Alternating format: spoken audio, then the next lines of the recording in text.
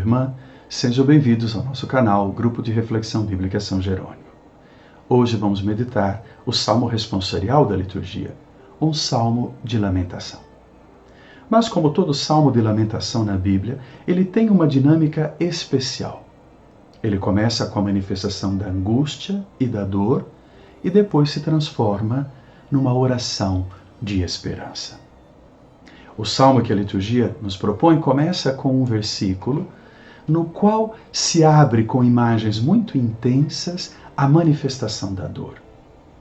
A ideia da lama, a sensação de não ter algo seguro debaixo dos pés, a ideia das águas agitadas, como um rio agitado que vai engolindo a pessoa, as ondas que vão sufocando, mais do que uma questão material, são expressão de uma angústia e de um sofrimento muito intenso que se instala no coração do homem e da mulher sofredores. Essa angústia vem de uma situação material, de uma situação relacional, porque não só se encontra numa situação difícil, mas o salmista se descobre também atacado pelos seus amigos na sua situação de dor. O ataque, de modo especial, é uma acusação à fé desse homem e dessa mulher que sofre.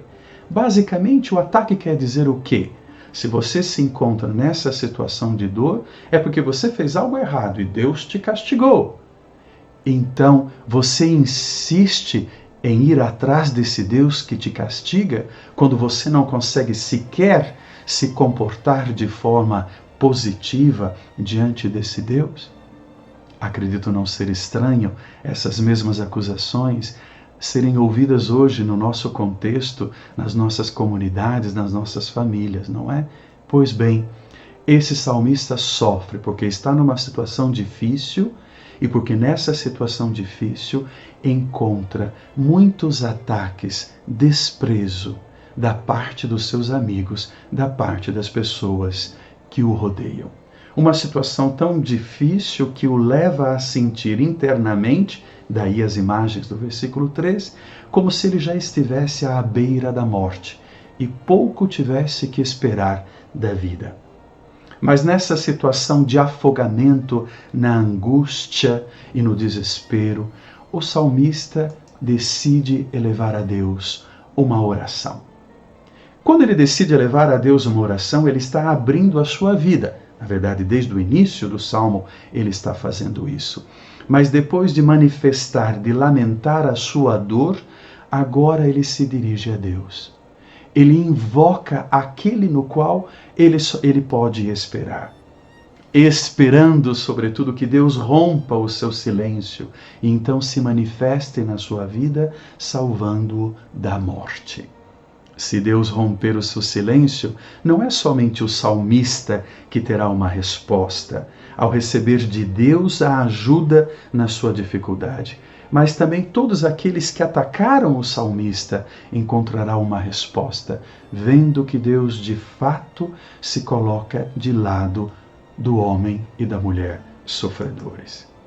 É por isso que na prece elevada a Deus, já transformada num louvor e num agradecimento, o salmista se coloca como pobre, pobre de mim. E aqui, essa palavra requer uma pequena atenção da nossa parte, porque sempre que encontramos a palavra pobre, por exemplo, nos Salmos, ela gera uma certa discussão. O que quer dizer esse pobre? A palavra pobre aqui, antes de tudo, indica o homem ou a mulher numa condição material de precariedade. Uma precariedade que afeta a sua dignidade, a qualidade da sua vida. Mas no Salmo, o valor da palavra pobre não se limita a uma situação de precariedade material, de miséria material.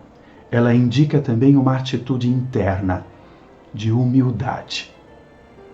Essa humildade que significa disponibilidade a se deixar conduzir por Deus. É muito interessante essa conexão da pobreza como uma condição material precária a uma atitude interna que nós definimos como humildade, disponibilidade e abertura a Deus.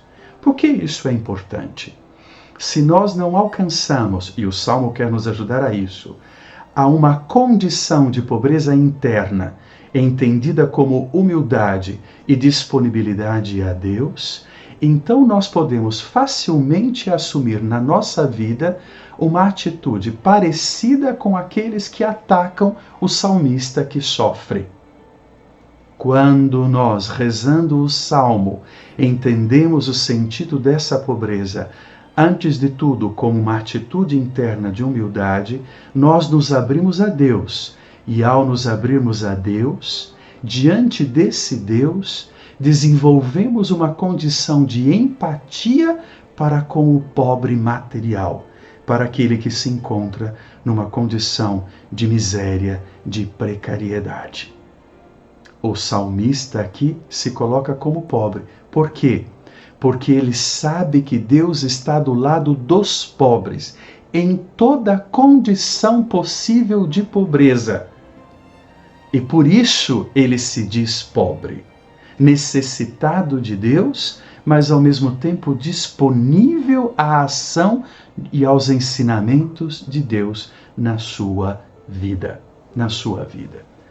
É esse pobre, esse homem necessitado de Deus, esse homem atacado pelos outros homens, que termina a sua oração agradecendo e exaltando a Deus pela sua presença, pela sua bênção e pela sua graça. É esse pobre que agora conclui o seu salmo falando de todos os pobres, cujos corações serão revitalizados na graça do Senhor. Mas aqui volto à questão do pobre.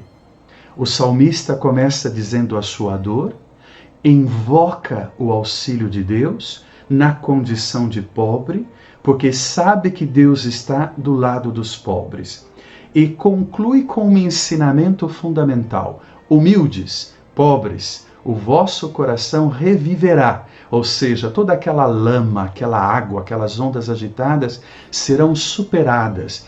O sabor amargo da morte será afastado e a alegria da vida será renovada na história dessa pessoa que reza. Mas isso só acontece se o salmista procurar o Senhor, porque Deus atende à prece dos pobres. O que quer dizer isso? O salmo, ele é uma oração que nós elevamos a Deus, mas ele é também palavra de Deus. Portanto, como oração, somos nós que dizemos algo a Deus. A nossa situação, o nosso pedido e o nosso louvor. Mas porque o salmo é sempre palavra de Deus, Deus, por meio desta oração que nós elevamos a Ele, nos ensina alguma coisa. O que nos ensina? Os versículos 33 e 34 deixam muito claro. Nós devemos aprender a nos colocar no lugar do pobre. Não significa jogar o que temos e assumir uma vida de miséria.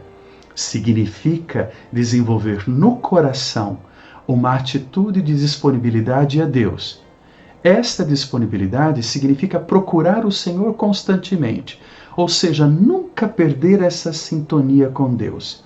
Mas se nunca perdemos essa sintonia com Deus, porque o buscamos constantemente, então não só extraímos de Deus um favor diante dos nossos problemas, mas aprendemos de Deus a amar os pobres, para além de uma questão de coração, mas também para uma questão de pobreza, na qual muitos homens e mulheres se encontram. Se de um lado o Salmo é uma oportunidade para apresentar a nossa vida a Deus, sobretudo as nossas dificuldades, e buscar em Deus a força para superar a angústia que sufoca os nossos corações, do outro lado, o Salmo nos convida a nos afastarmos da atitude de quem ataca o pobre e, portanto, é descrente de Deus, mas, na busca de Deus, nos ajuda a desenvolver uma empatia com o pobre. Todo homem e mulher de fé, todo salmista que tem um coração de pobre, tem a presença de Deus na sua vida e aprende com esse coração de pobre a se comprometer com o pobre material, porque desenvolve uma empatia que a palavra de Deus vai gerando em nós. E nessa empatia, não sou só eu ou você que reza o Salmo a ser dignificado com a vida de Deus, mas toda a sociedade vai sendo transformada numa experiência para além da morte, numa experiência para a vida fraterna.